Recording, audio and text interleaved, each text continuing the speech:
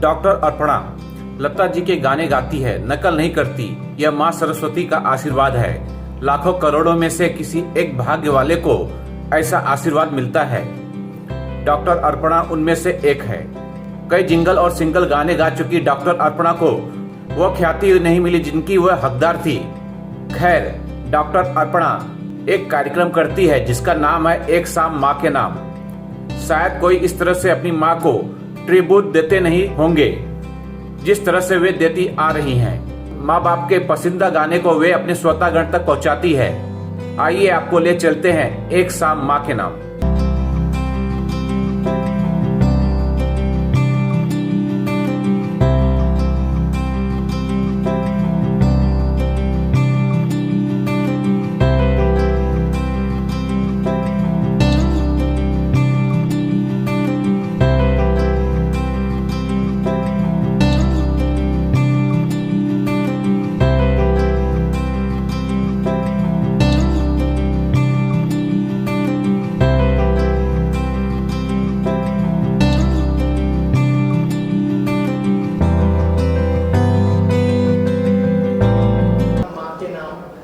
क्या कुछ यहाँ पे हुआ अंदर, थोड़ा सा हमारी ऑडियंस को बताइए। हमने देखा कि बहुत सारे सिंगर्स ने परफॉर्म किया उनकी याद में। थोड़ा सा बताइए कितने इमोशनल होते हैं आप जब इस तरह का इवेंट होता है और माँ के नाम पूरी शाम। इमोशंस ऐसे है कि मेरी मम्मी की बहुत जल्दी डेथ हो गई। मतलब शी वॉज जस्ट 44 और हम सब छोटे बच्चे थे और बहुत मम्मी और पापा हम सब लोग गाते बचपन में, बहुत प्यारी मीठी यादें हैं। और अचानक मम्मी का देहांत हुआ तो मेरे पापा को भी वो शौक़ था बहुत, हम सब लोगों को संभालने के लिए अगर कुछ था तो संगीत का सहारा था। मेरे डैडी ने फिर मैं गाती रही थी, बचपन से गाती थी मैं, तो डैडी देखते कि मैं मम्मी जाने के बाद रोते गाती रहती, तो डैडी ने एक प्रोग्राम ऑर्गेनाइज़ किया पहला, और उसके बाद वो हमारा चलता ही रहा। हम रेगुलर शो करते रहे, मेरी शादी होने तक हम करते रहे। उसके बाद पापा बिज़ी थे, दोनों भाइयों की मैरिज वगैरह सब था, तो फिर हम लोग थोड़े से खो से गए, भूल गए मतलब कैसे करें। उनको लगा अभी बच्चे की शादी हो गई, दामाद को जो पसंद है वही करो अभी मैं ज़्यादा उसमें ना पड़ूँ। तो लेकिन मुझे जो डैडी ने डाल दिया था, संगीत का आशीर्वाद था वो मेरे लिए, तो मैं उसे बहुत मिस करती। जो गाना आप लोगों ने अभी अंदर पापा तुम्हारी नन्ही परी सुना, तो मैं बहुत मिस करती पापा को। फिर मैंने सोचा मैं ये सिलसिला जारी रखूँगी, संगीत छोड़ूंगी नहीं मैं। फिर मैं करती गई और आज आप लोगों ने मुझे सुना। मैम, अगर आपकी जर्नी के बारे में बात करें तो बहुत सारे लोग ऐसा सोचते हैं कि फिल्मों में अभी सिंगल्स का ज़माना आ चुका है, तो आपने ऐसा कुछ सोचा इस जर्नी के बारे में? मेरे डैडी का सपना था कि उनको लगता था मैं बचपन से गाती थी तो कोई बहुत बड़ी सिंगर बनेगी। सब पापा लोगों को लगता है, अभी इतने अपन लाइव शोज़ देखते हैं, लेकिन जो था जितनी मेहनत थी मैं कर रही थी, लेकिन वो मुझे बहुत हार्ड लगा आफ्टर मैरिज। फिर मेरा बेटा है, बहुत होनहार अच्छा बच्चा है, अच्छा पढ़ता है, he is doing IIT now bits Pilani, तो मुझे उसे भी देखना था, मेरा गाना भी देखना था। मेरे हस्बैंड बहुत प्यारे हैं, बहुत सपोर्ट करते हैं, उनको भी देखना था। तो मैंने जितना पॉसिबल है उतना करियर अपना जारी रखा आज तक। उन्होंने मुझे कभी रोका नहीं, लेकिन मुझे नहीं होता था इतना लेट नाइट, कहीं भी रिकॉर्डिंग है या शोज़ है, मुझसे जितना हुआ मैं करती गई। अभी तक उतना ही मैं अपना संभाल के सब कर रही हूँ। संगीत आपके लिए कितना मायने रखता है अभी आगे के टाइम में, आने वाले समय में, और क्या कुछ प्लान किया है आपने इस जर्नी को लेकर? जो गाने मैं बचपन से रियाज करती गाती, वो दौर ही ख़त्म हो गया संगीत का। आज संगीत को दिशा ही नहीं है, कहाँ जा रहा है समझ में नहीं आ रहा है। आज भी मैं जितने भी शोज़ देखती हूँ पुराने गानों के शोज़ होते हैं। नए गानों के शोज़ होने के लिए वो गाने बहुत थोड़े उतने अच्छे बनते हैं, सारे गाने अच्छे नहीं बनते। लोग एक्सपेरिमेंट ज़्यादा करते हैं, एक्सपेरिमेंट में गाना नहीं आएगा। गाना एक्सपेरिमेंट नहीं है, गाना दिल से आना चाहिए।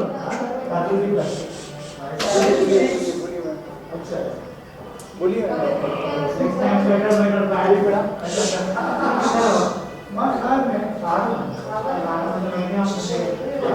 हाँ हाँ किसी को वो आवाज़ भी बहुत आ रही है म्यूज़िक की।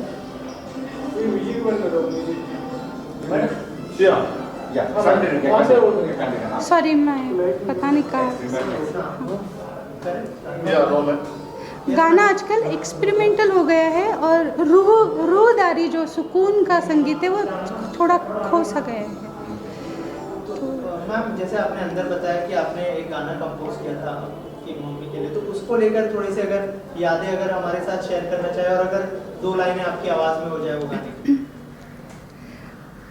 मैंने जैसे कहा कि शोज़ थोड़े इरेगुलर होने लगे आफ्टर माई मैरिज, तो मुझे मम्मी की वो याद का जो सिलसिला था श्रृंखला जारी रखनी थी, इसलिए मैंने ये गाना मराठी गाना कंपोज़ किया। और वो जब तक मुझे वापस राह नहीं मिली थी इस तरह वापस, क्योंकि मुझे शोज़ करना मतलब सब डैडी ही करते थे पहले, audience and everything manage and रियाज भी करना एंड फिर गाना भी सब करना मुश्किल लगता था। तो मैंने ये गाना कंपोज़ किया था, आई तुझी आठवण येते। मैम अगर 2 लाइनें हो जाए आपकी आवाज़ में।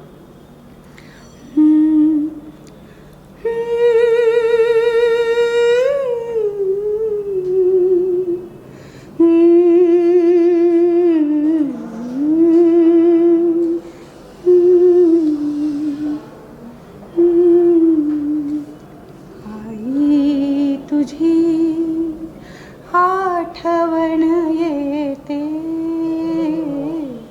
आई तुझी आठवण येते, अंतरी ती एक तार तुटते,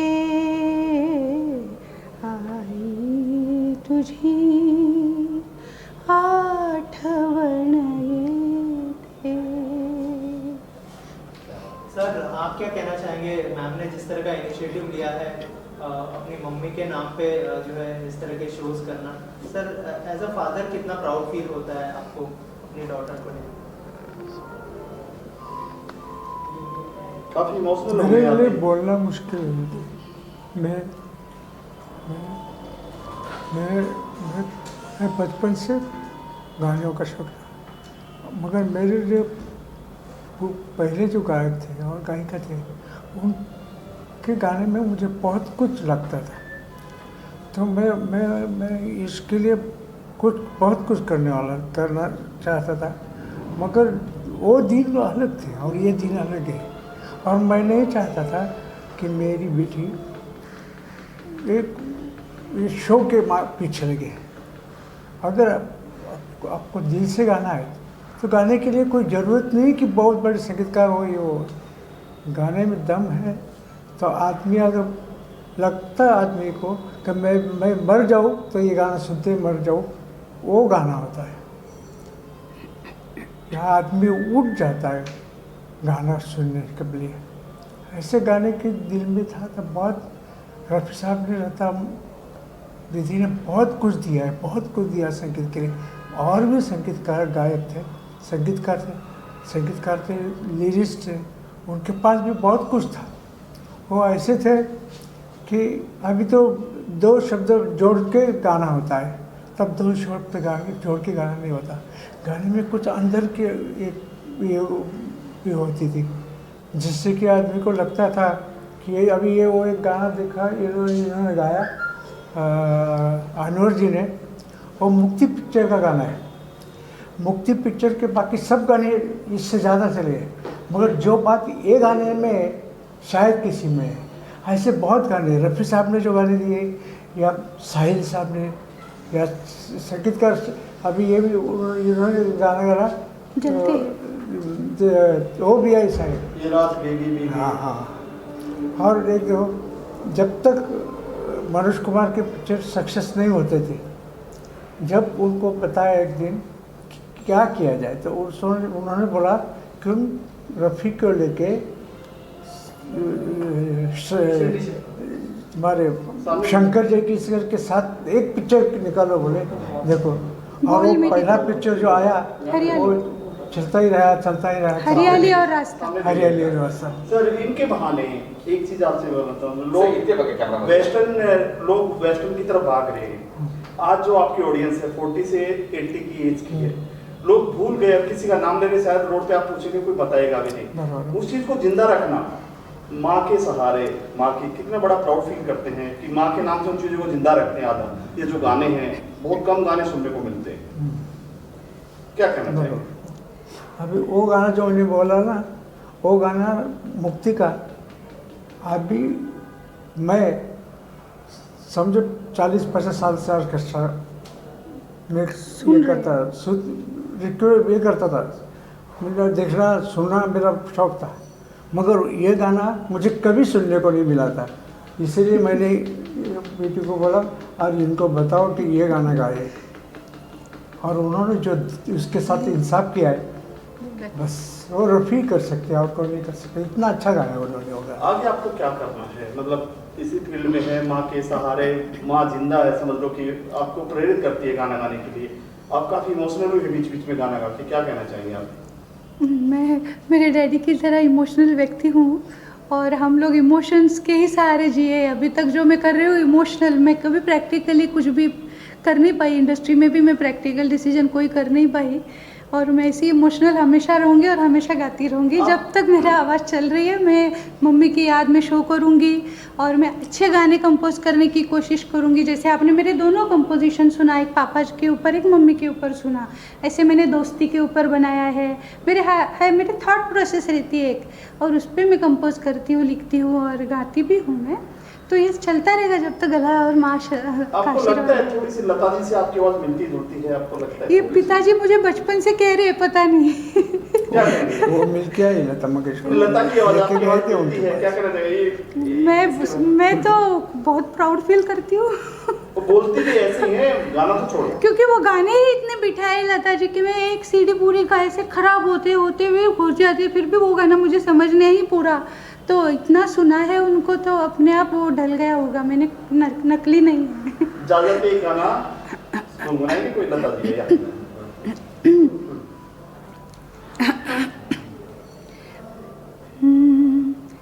आजा रे आजा रे, अब मेरा दिल पुकारा, रो रो के गम भी हारा, बदनाम न हो प्यार मेरा, आजा रे आ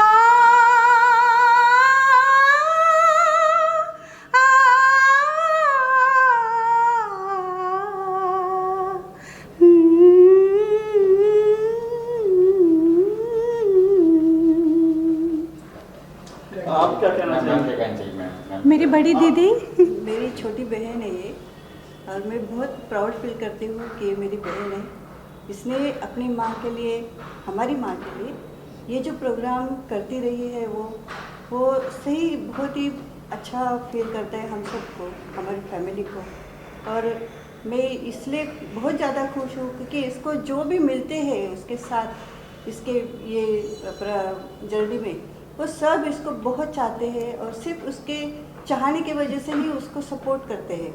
हमेशा इसको हमेशा सपोर्ट करते आए हैं, और मैं चाहती हूँ कि इसके सब दोस्त, इसके चाहने वाले ऐसे ही सपोर्ट करते रहे। बस इस दिन का कितना इंतजार रहता है आपको? पीछे लॉकडाउन में आप नहीं कर पाए। बहुत मिस किया मैंने, क्योंकि उस वक्त बहुत ज़्यादा, अभी लॉकडाउन में तो मेड वगैरह नहीं थे, तो बहुत सारे काम किए, रियाज कर नहीं पाए थे। उस वक्त बहुत मेहनत की थी, और वो प्रोग्राम मिस हुआ था तो बहुत बुरा लगा था। तो हमने कोशिश की एकदम छोटे में ही सही करेंगे इस बार करके, हमने ये किया है। आपने सिंगिंग का शौक रखते हैं? नहीं, मैं सिर्फ सुनना चाहती हूँ और सुनती हूँ इसको, लेकिन इसको हमेशा गलत है तो गलत बताती हूँ, सही है तो सही बताती हूँ। मैं जो भी है राय एकदम सही राय देती हूँ। एक शाम माँ के नाम जो मैम ने इनिशिएटिव लिया है अपनी मम्मी के लिए, क्या कहना चाहेंगे सर? बहुत अच्छा प्रोग्राम किया इन्होंने, उनको माँ को याद करते हुए उनको श्रद्धांजलि दी है, बहुत बड़ी बात है। और जितने भी गाने इन्होंने चूज़ किया है वो दिल को लगता जैसा गाना है, और मैं बहुत शुक्रगुजार हूँ कि इन्होंने मुझे याद किया और आज मौका दिया इस गाने के लिए, तो मैं बहुत आभारी हूँ उनकी। और ऐसे ही आगे भी अच्छी प्रोग्राम करते रहे और हमको अच्छे गीत सुनाते रहे, अपर्णा जी को भी। और आप भी ऐसे साथ देते रहना। ज़रूर। बाबा जी आइए ना। अच्छा, अनवर सर आप क्या कहेंगे सर, गोवा से आप आए खास तौर पर? मैं अपने आप को खुश नसीब समझता हूँ कि अपन्ना जी ने मुझे यहाँ पर बुलाया और गाने का मौका दिया, और ख़ास करके शायद ये मेरी पहली बार है कि मैं उनके साथ यहाँ पे माँ की याद में के प्रोग्राम प्रोग्राम में किया पहली है, बार गा रहे हैं। पहले परफॉर्मेंस कर रहा हूँ, और पूरे गाने जो है वो माँ के ऊपर है। और ख़ास करके जब अपन्ना ने जो माँ के ऊपर जो मराठी गाना गाया, मैं तो बहुत इमोशन हो गया था, बहुत ही इमोशन, मेरे आँख से भी आंसू आ गया कि मैं अभी सोच रहा कि मैं अगर अपन्ना जी ने मुझे कहा फ्रेंड है अनीता, ये मेरे हर संगीत के हर मेरे कदम पे अभी साथ दे रही है। वो हम लोग बिछड़ गए थे बीच में, लेकिन जैसे उसे मैं मिली हो, हम लोग जब से मिले हैं मेरा पूरा सपोर्ट कर रही है। और बाबा, इनको हम बाबा जी बोलते हैं, मिली नरोडकर रिदमिस्ट है, और आप म्यूज़िक कंपनी के 2 स्ट्रॉन्ग पिलर है, जैसे दिखते हैं वैसे ही। और अंजना, आप क्या कहेंगे, बचपन के साथ में हो आप, इमोशनल मैम लग रही है, क्या कहेंगे आप? मेरी एकदम प्यारी सहेली है ये, और जब से मैं इनके प्रोग्राम में आई हूँ, मतलब आती ही रहती हूँ हमेशा, और मुझे गाने का और इनका गाने सुनने का बड़ा मतलब अच्छा लगता है बहुत, और हमेशा इनके शो में मैं आती हूँ, देर से भले लेकिन मैं आती हूँ, पहुँचती हूँ शो में। बाबा आप क्या कहेंगे, आप तो साथ में हैं सर? ये तो मेरी छोटी बहन ही है, जब भी कुछ प्रॉब्लम होता तो मैं इसके पीछे हमेशा खड़ा रहता, मतलब कोई भी रात को सुबह फ़ोन करते तो मैं मार्केट ही जाता हूँ उसके पास, तो उसने बहुत ठोकर खाई ज़िंदगी में, जब वो प्रोग्राम करना चाहती थी, लेकिन वो सब हम लोग भूल के वापस उभरते हुए ऊपर आए। क्योंकि कंपनी खड़ी करना इतना आसान नहीं था, बहुत मुश्किल है सर, बहुत मुश्किल। जो भी फाइनेंशियल स्ट्रगल्स हुए इन दोनों ने सब संभाले।